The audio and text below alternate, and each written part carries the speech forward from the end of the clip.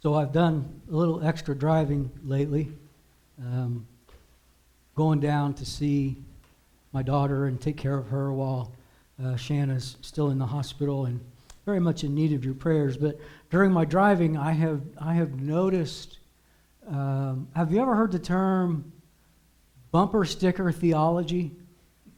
You know what that is? Oh, I discovered a few this week. I just want to share a couple of them with you. One says, the manger was the first king-sized bed. We've heard TGIF before, right? Normally it stands for Thank God It's Friday. I like this better. TGIF, today, God is first. God grades on the cross, not the curve. Just breathe. And then go. The light's green. This is one that applies, and then there's one more. When life gets too hard to stand, kneel. I don't know who Neil is, but... And this is the one we'll camp on for a minute.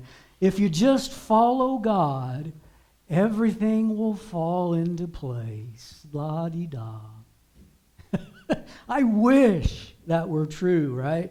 I wish if you just follow God, then everything would fall into place. Now, the scary thing is a lot of people will believe some form of that bumper sticker theology.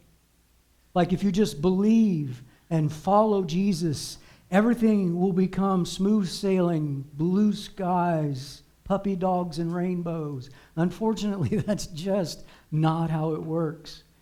In fact, when you are really devoted to your God, it not only does it not remove the struggles from your life, it kind of puts a target on you. When you are living boldly for your God, your spiritual enemy will notice. So if you ever find yourself thinking, man, I think I might be under attack, that's because, man, you might be under attack.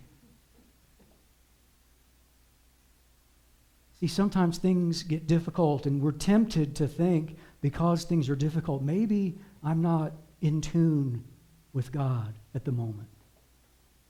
But in reality, when things are going wrong, it could very well be evidence that you are in tune with God and the enemy doesn't like the positive impact you're having on the kingdom of God, and he's trying to slow you down, if not stop you. So please remember, a spiritual attack doesn't necessarily mean that you're doing something wrong. It's often evidence that you could be doing something very, very right. And we're going to talk about that truth by looking at Daniel chapter 6 today. We're in a message series called UNshakeable, Living with Conviction in a World of Compromise. Let me ask you, when you hear, we're going to talk about, Daniel, what's usually the first image that comes to mind, or the first animal that comes to mind? Yeah, if chances are, if you've heard anything about Daniel before, your initial thought is the night he spent in the lion's den. Well, today, that's the very story we're going to look at today. Daniel in the lion's den, and sounds like we're familiar with it, but do you remember, do you know how the story ends? Does Daniel die or does God save him? God saves him. There's another thing when we think of Daniel. We often imagine Daniel in this stage, in this story, to be a young, kind of cool, hip guy with a lot of faith, and that's actually not true. He's actually an old, hip, cool guy with a lot of faith. Daniel was likely in his 80s when this happened, which I believe makes this story all the more meaningful. Let me show you how Daniel's age is so significant in this story. Because Daniel's in his 80s, that means he has gathered a lot of wisdom. And it also means he has actively served under four different kings. We'll edit that out later.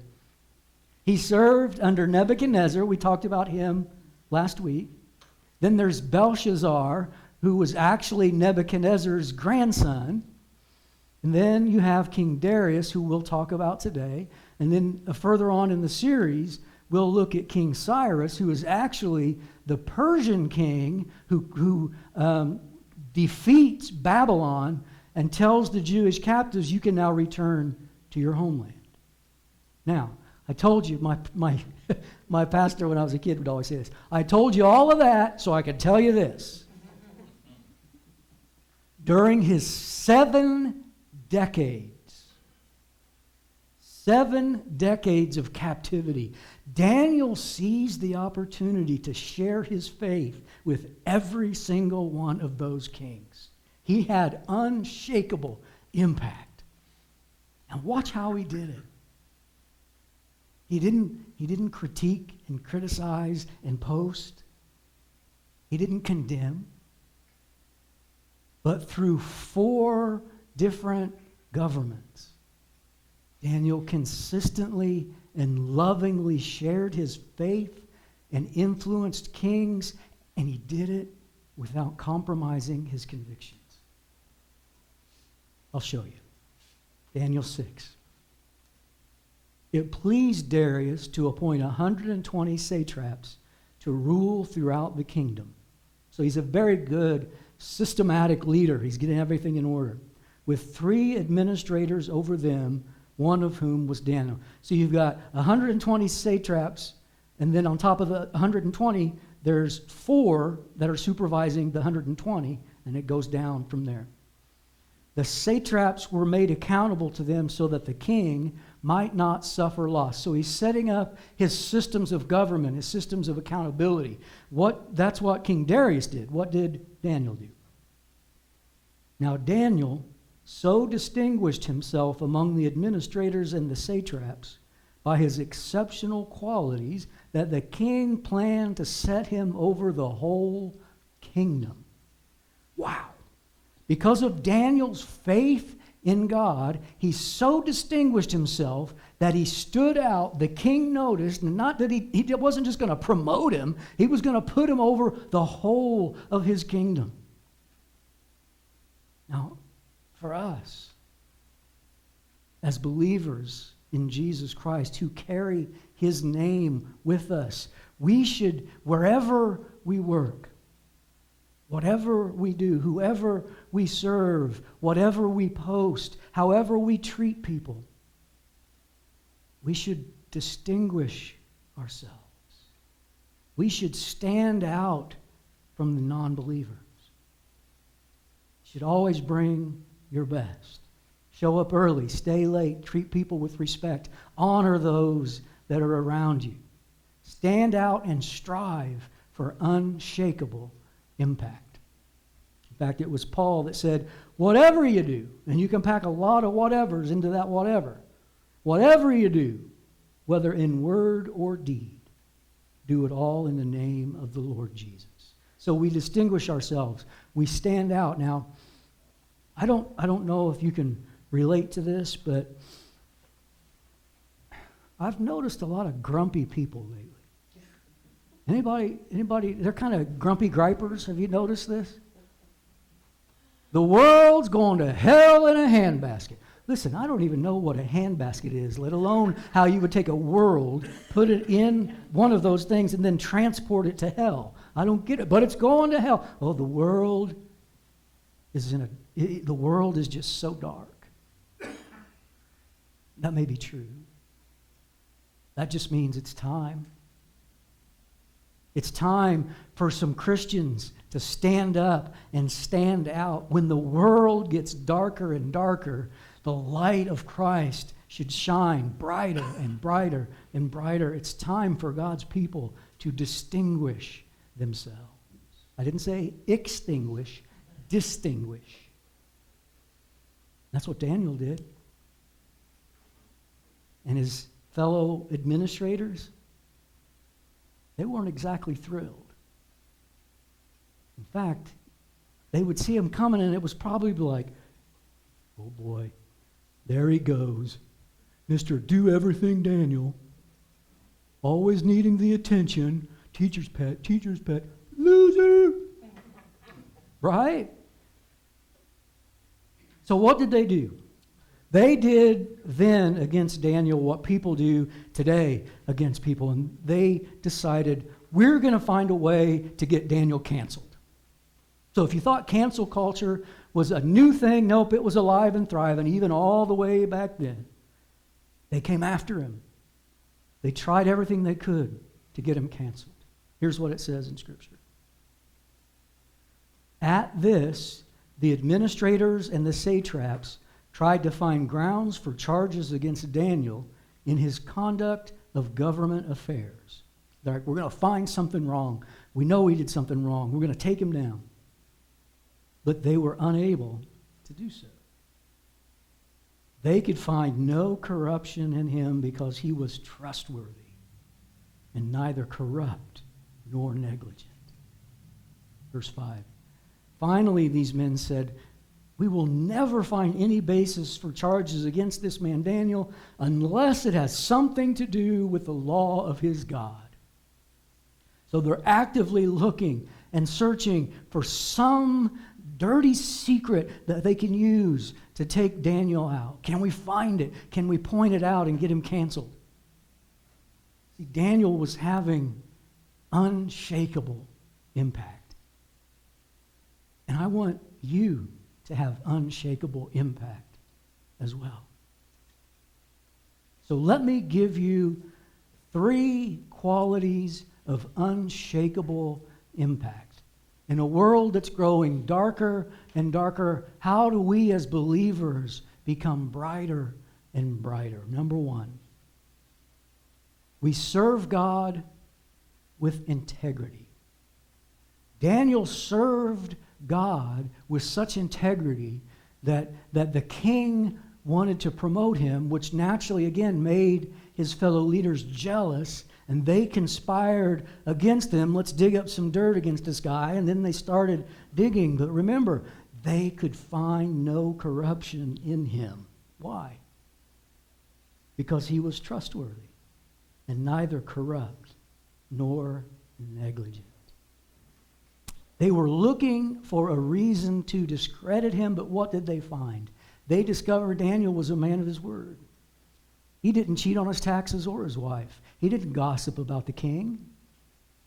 He was faithful under 4 different Babylonian kings. He consistently served God with integrity, and the others were overwhelmingly jealous as a result. So they couldn't find anything. So what do you think their next step was? They decided they would manipulate the king. They used flattery and false compliments. King Darius, looking good, buddy. Have you lost weight? You are everybody's favorite king. There's never been another king like you. No other king could accomplish the magnificent things that you have, sir. You are a living legend. And then once the king was sufficiently buttered up, they proposed new legislation. They said, since you're the greatest king ever and everybody loves you, why don't you just make a new decree? Why don't you make a new decree that says over the next 30 days, if anyone prays to anyone but you, they'll get thrown in the lion's den? That was the proposed new legislation. And what did the king do? Forgive me, but I can't help but picture Barney Fife when I say this. He puffed out his chest and he said, yeah, I'm the greatest king ever. Everybody loves me. So I'm going to make a new decree that if anyone over the next 30 days prays to anyone but me, they get thrown in the lion's den. What do you think Daniel did? Daniel loved God. He worshiped God. He needed God. Now he's told he can't talk to God. What do you do when a decree tells you to do one thing and God tells you to do something completely different? As you likely know, Daniel's initial response was to cry and run off and throw a fit and start spreading rumors about the other two administrators. You know what he did? He kept praying. He knows if he's caught, it will cost him his life. He kept praying. How do we develop a faith like Daniel's? How do we live with conviction in a world so filled with compromise? Number one, we serve God with integrity. Number two, we trust God with consistency. We do what's right before God. We do what God deems best and trust Him with the rest.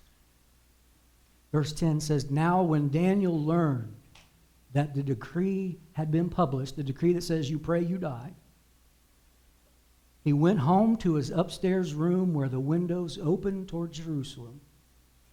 3 times a day, he got down on his knees and prayed, giving thanks to God. And then hear this, just as he had done before. You know what I noticed? Daniel didn't wait until he was thrown in the lion's den to prioritize prayer. No, it was already an integral part of his faith. It was already a part of his routine. He was doing in crisis what he was always doing anyway. 3 times a day, kneeling before God, praying to God, crying out to God. Consistency is so important.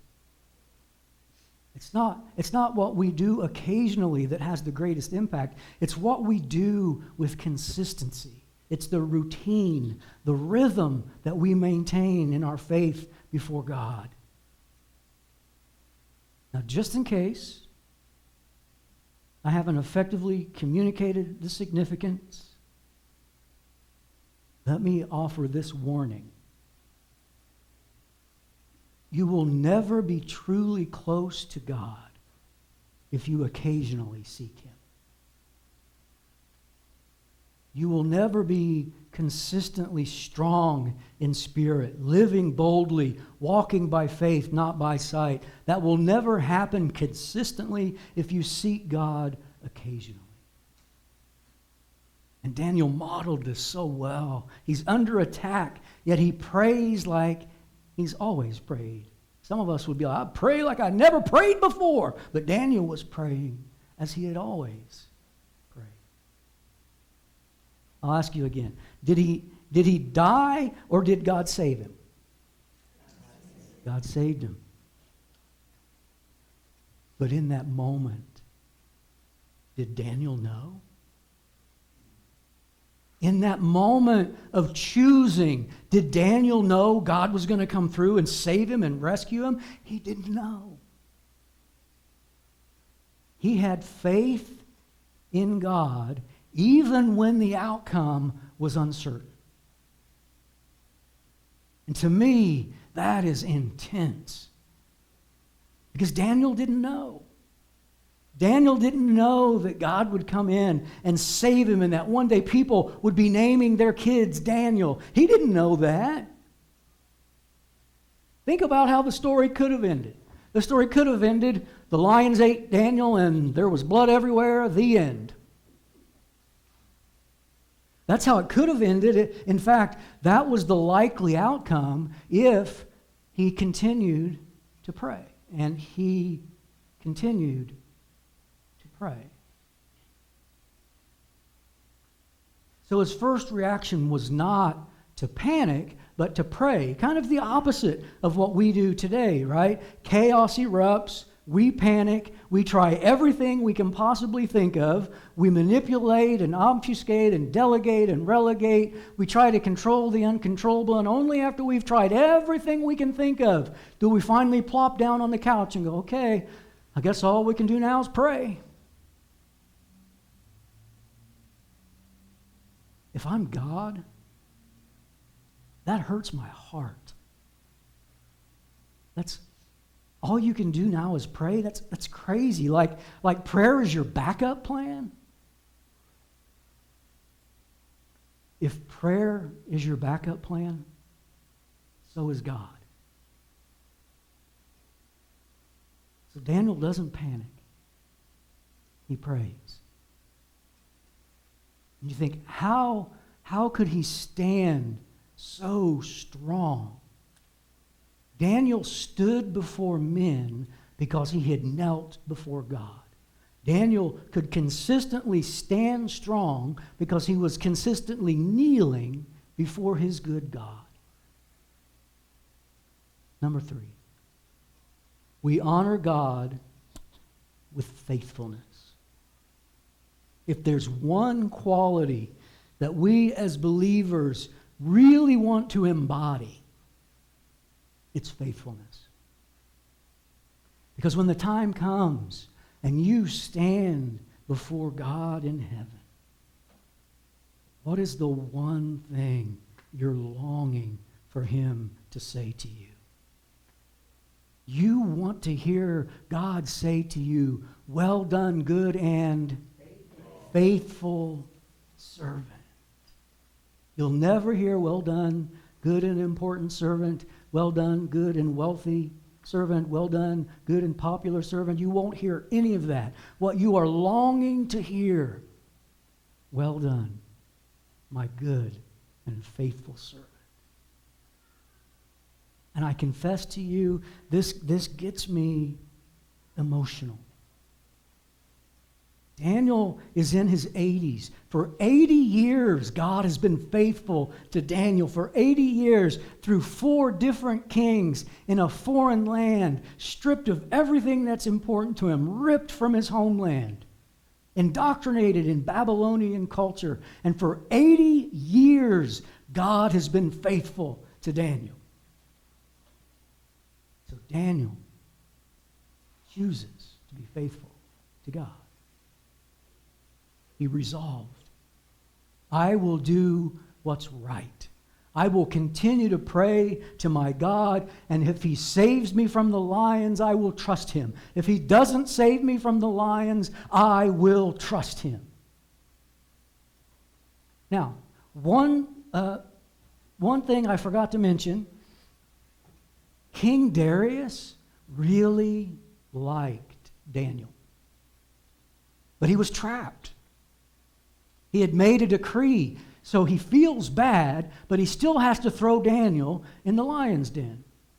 But there's a part where he kind of pulls Daniel aside and whispers like, hey, Daniel, dude, I hope this God that you're continually serving, I hope He rescues you. Good luck. But the king is really upset. He can't sleep. The whole night he can't sleep. He's worried about Daniel. The morning finally gets there. He rushes out shouting, Daniel, Daniel, did your God rescue you? And Daniel says, why don't you come down here with the lions and find out? He didn't say that. Here's what he actually said. My God sent His angel. I love the my God part. My God sent His angels, and my God shut the mouths of the lions. He said, they have not hurt me because I was found innocent in His sight. Nor have I ever done anything wrong before you, Your Majesty. The king was overjoyed and gave orders to lift Daniel out of the den. And when Daniel was lifted from the den, no wounds were found on him. Why? Because he had trusted in his God. Now, you may think this is where the story ends. I asked you earlier, do you know how the story ends? Daniel being raised from the cave, foreshadowing the resurrection of Jesus Christ, is actually not the end of the story. Oh, no. King Darius now issues a new decree. Here's what he said. I issue a decree that in every part of my kingdom, people must fear and reverence the God of Daniel. For he is the living God, and he endures forever. His kingdom will not be destroyed. His dominion will never end. He's saying, listen up. Everybody in the nation should fear the God of Daniel. If his God can do that, then his God should be your God. And his God is our God. And our God was faithful to Daniel. And he'll be faithful to us. Remember, there is a God in heaven, and he is still in control. He was, is, and forever will be in control. Father, we thank you. We thank you for your presence. We thank you for the way you are so incredibly patient and faithful and loving towards us. We may not be facing a den of lions, but we face trials and struggles of our own every single day. And we need you. And it is so comforting and assuring to read stories like this and know you were there for them and you'll be there for us too. Thank you, God. In Jesus' name.